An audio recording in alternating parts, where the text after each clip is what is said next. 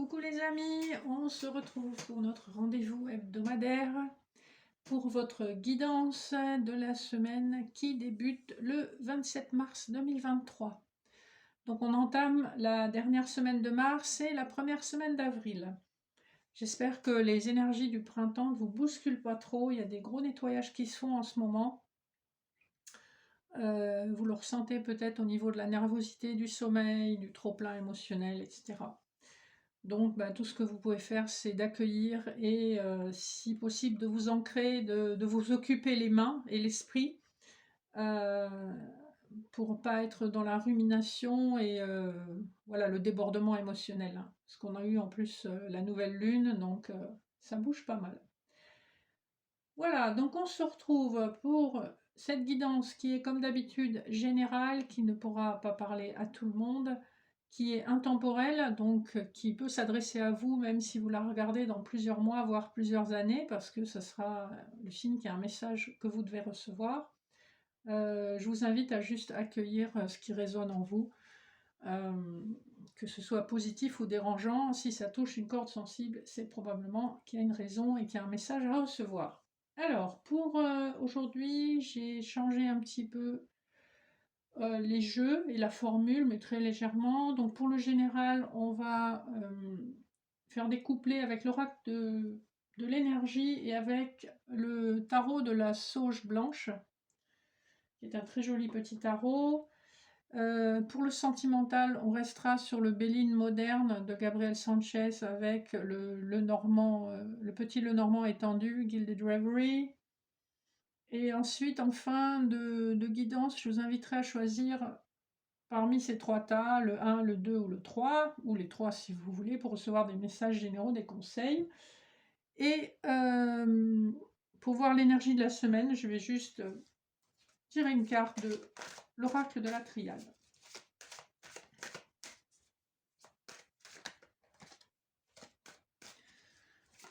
Alors, elle a voulu tomber toute seule. On a la très jolie carte de la clé. C'est une carte extrêmement spirituelle. Ici, on nous parle de l'énergie vitale, hein, c'est Ankh dans la tradition égyptienne, hein, la clé. En fait, ça représentait le nœud d'une sandale, hein, juste pour info. C'est une carte, vous voyez, qui est très bleue, bleu ciel. La clé, c'est être sur son chemin destiné, c'est être au bon endroit, c'est avoir les ressources, justement, pour dénouer une situation. Ici, on vous confirme que cette semaine, vous serez au bon endroit et qu'il y a une forme de protection quand même sur vous, hein. En dos de deck, nous avons le message. Donc il y a un message qui peut venir soit du monde matériel, hein, donc quelqu'un qui vous envoie un message, qui vous appelle, qui vous envoie un texto ou un mail, etc. Soit effectivement avec cette énergie de la clé, ça peut être un message subtil que vous recevez via votre intuition ou par les rêves.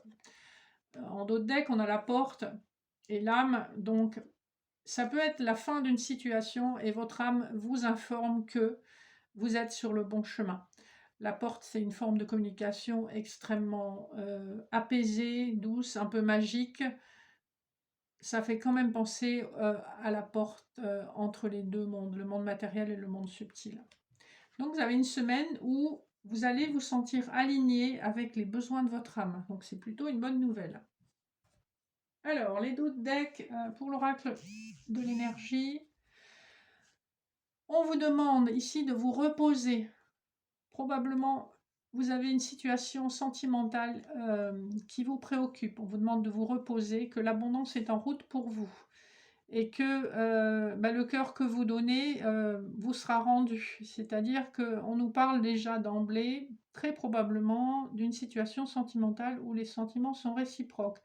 Mais qu'en attendant que les choses se dénouent, on vous invite à vous reposer, à vous recentrer sur vous. Alors, le dos de deck du tarot de la sauge blanche. Tiens, on en parle encore de sentiments avec la reine de coupe. Vous voyez comme elle est jolie, cette petite loutre.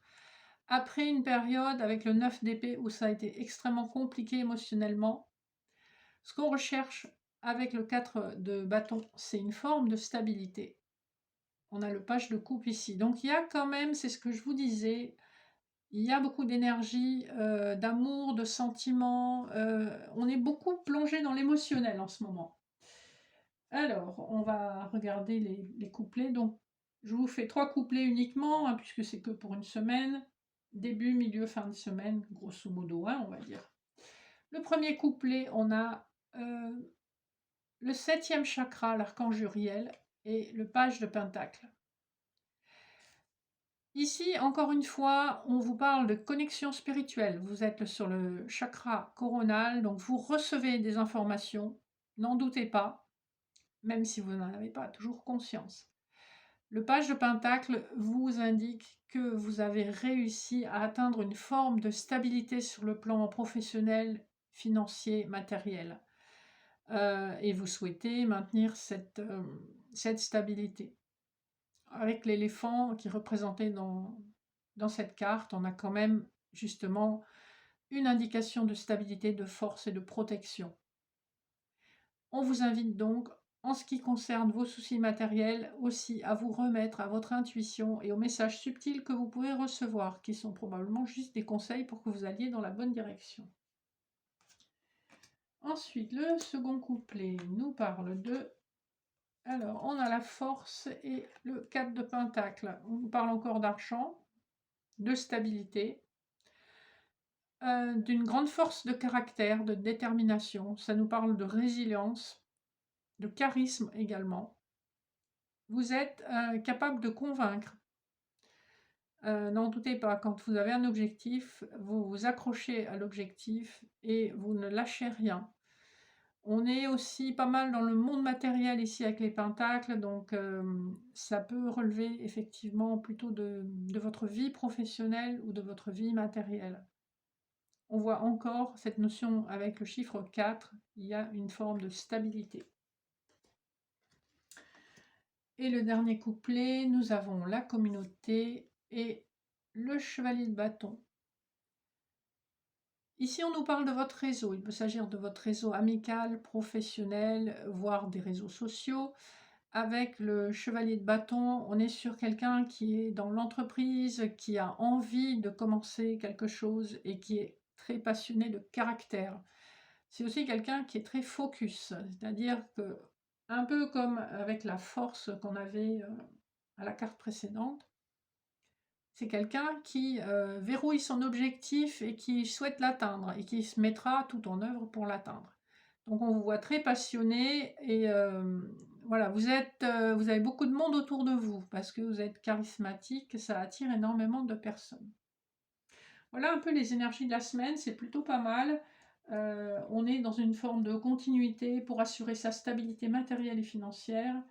Il y a très probablement aussi des problématiques sentimentales que nous allons aborder tout de suite avec l'autre jeu. Alors, on va regarder le dos de deck du Béline. Ah bah ça commence bien. On a la carte bleue qui offre une grande protection. Ça rejoint un peu le Ankh de tout à l'heure. On est dans des bleus, voilà, c'est du bleu très spirituel. Hein, et ce qui est marrant sur ce dessin, c'est l'échelle qui relie la terre au ciel. Hein. Donc il y a une grande protection et il y a un changement à venir dans le domaine sentimental qui est extrêmement positif. C'est un peu comme si vous aviez découvert une personne qui a probablement subi une trahison, et que vous avez été amené à découvrir un côté de cette personne que vous ne connaissiez pas. Sur le plan sentimental, c'est la rencontre d'un partenaire où vous n'êtes pas... soit vous ne venez pas du même monde, vous n'avez pas le même type d'expérience, vous êtes très différents, il peut y avoir une différence de culture, une différence d'âge, une différence de milieu, enfin ça peut aller loin dans beaucoup de domaines, ou juste simplement de caractère, hein. Vous pouvez être quelqu'un de très dynamique et vous êtes quelqu'un de calme, ou vice-versa. Donc vous découvrez quelqu'un dans le cadre d'une déception que vous avez subie, et très probablement des choses sont en train de se mettre en place, des changements très positifs, et on nous dit que c'est une histoire qui est bien protégée par le monde subtil. En dos de deck du Petit Lenormand, nous avons les oiseaux, donc beaucoup de communication, le chien qui nous parle d'un lien d'âme sœur et de loyauté, de fidélité, les escaliers qui nous parlent d'un choix à faire, suite à la réception d'un message ou d'un courrier. On a vu, on a beaucoup de transformations, hein, cette semaine. On a vu tout à l'heure, avec la triade, que vous alliez recevoir des messages cette semaine. C'est confirmé ici. Il peut s'agir d'un message qui concerne votre situation amoureuse, ou il peut aussi s'agir d'une déclaration, puisque vous avez le sarcophage qui nous indique qu'une situation s'est transformée de façon positive, puisqu'on a les dés ici, hein. Donc il y a vraiment cette notion de chance dans le domaine sentimental. Il y a quelque chose quand même qui se débloque cette semaine. Alors, on va regarder les couplets. Le premier couplet, voilà, nous avons l'amour et le jardin.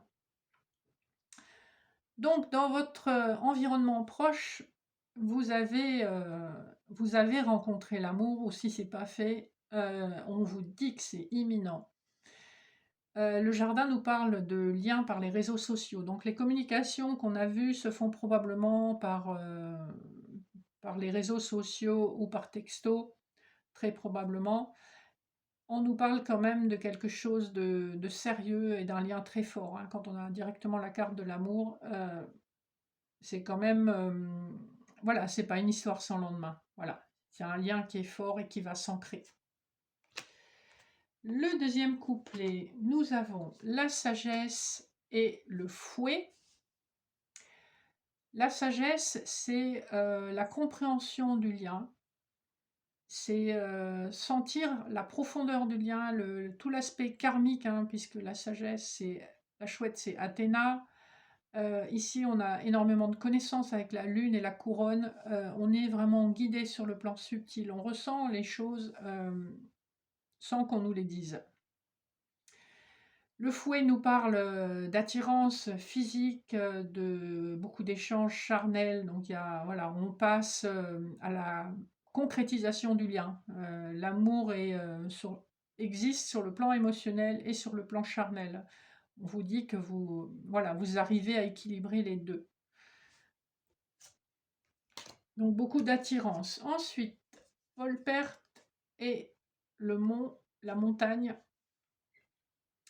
Probablement qu'il y a quelque chose que vous allez être obligé de laisser derrière vous en embrassant cette nouvelle histoire d'amour. Quelque chose qui vous donnera l'impression d'avoir perdu, soit sur le plan familial, personnel ou matériel, soit sur le plan amical, parce que peut-être des amis ou un entourage ne voient pas d'un bon œil votre nouvelle relation. Je vous dis ça parce que avec le mont, on voit qu'il y a des blocages qui sont créés par par une situation que vous ne pouvez pas maîtriser. Alors, il peut s'agir, pour les célibataires, il peut s'agir de triangulaire, où l'autre personne n'a pas encore quitté la tierce. Il peut s'agir de quelqu'un qui habite loin de vous, donc de l'autre côté de la montagne, donc c'est pas évident pour se voir. Il peut s'agir de quelqu'un qui matériellement n'a pas la capacité pour l'instant d'assumer une vie avec vous, parce qu'il y a d'autres choses à payer. Voyez quel genre de situation s'applique à vous. Il y a une impression de perte parce que ce que vous souhaitez ardemment est à portée de main, mais un blocage retarde la mise en place dans la matière, dans la 3D, et la concrétisation de cet amour. Même si émotionnellement et sur le plan charnel, tout va bien, on sent qu'il y a un vrai lien, mais dans le monde matériel, il y a des blocages et des retards. Voilà. Donc c'est des blocages et des retards qui se font jour plutôt en fin de semaine. Retard, ça ne veut pas dire que ça ne va pas se faire, et blocage, ça ne veut pas dire que c'est insurmontable. C'est comme dans tout dans la vie, voilà, c'est jamais aussi simple que ça pourrait l'être, sinon ce serait pas drôle. Voilà un peu les énergies de cette semaine. Donc avant de nous quitter, je vous invite à choisir le tas 1, 2 ou 3 pour avoir vos petits messages conseils de la semaine. Alors, pour le groupe numéro 1, nous avons la réponse. Écoutez votre cœur, regardez en vous, alors tout s'éclaire. Ici, on vous indique que vous avez déjà la réponse à votre question. Quelle que soit la question, vous savez. Peut-être que vous êtes maintenu dans l'illusion, ou peut-être que vous ne voulez pas regarder une situation en face. Le petit message des fées: comme l'arbre en hiver, retrouve ton monde intérieur, repose-toi. Ce n'est pas le moment d'agir, mais plutôt un temps pour expérimenter en douceur les bienfaits de l'attente. Alors, ne me rayez pas la tête dans les commentaires, hein, quand il y a de l'attente, je sais que les gens n'aiment pas. Mais voilà, c'est ce qu'on vous dit, en tout cas pour cette semaine. Vous n'allez pas attendre éternellement. Le groupe numéro 2, nous avons la perle. Témoignez de la reconnaissance pour ce que vous avez dans la vie. En anglais, on vous dirait « count your blessings », c'est-à-dire compter toutes les bénédictions qui vous touchent. Si vous avez un toit sur la tête, vous avez de quoi manger, vous n'êtes pas malade, vous êtes à l'abri, vous avez un travail, c'est déjà pas mal. C'est la fameuse pyramide, je ne sais plus de qui, mais voilà. Satisfaire déjà les besoins premiers, et ensuite on est dans l'évolution sur le plan personnel, sur tout ce qui touche à nos hobbies, à notre développement. Donc comptez vos bénédictions. Là, c'est peut-être pour les personnes qui se plaignent un petit peu trop. Après, on a tous des soucis, hein. Alors, les déesses vous disent communiquer. C'est probablement la clé. On a vu qu'il y avait des échanges de messages cette semaine. Donc, vous, le groupe numéro 2, on vous dit axez la semaine sur la communication. Les fées, vous avez les enchantresses. Nous, les fées, savons voir la magie en toute chose et sache qu'elle brille comme un soleil dans ton cœur. Voilà pour le groupe numéro 2. Et enfin, le dernier groupe, nous avons le but. Gardez à l'esprit la vision de ce que vous voulez vraiment dans la vie. Ici, on vous invite à être moins éparpillé. Quels sont vos objectifs, quelles sont vos priorités, et tenez-vous à l'action pour les accomplir, pour les atteindre. Les déesses vous disent Nurturer, Déméter, nourrissez-vous. Nourrissez-vous à tous les niveaux, pas juste sur le plan physique, sur le plan spirituel. Nourrissez-vous des choses qui vous font du bien. Rencontrez les personnes que vous aimez, qui vous font du bien, qui vous tirent vers le haut. Faites ce que vous aimez. Voilà, nourrissez votre âme. Et les fées, on a Viviane, mon épée insuffle la sagesse et le courage, elle t'invite à avoir confiance et à exprimer le meilleur de toi-même. Voilà, c'est un message assez complémentaire du fait de nourrir son âme et son cœur des choses qui nous font du bien. Voilà les amis, j'espère que ces petits messages auront résonné à l'intérieur de vous. Je vous invite à vous abonner si ça n'est pas fait, à activer la petite cloche de notification.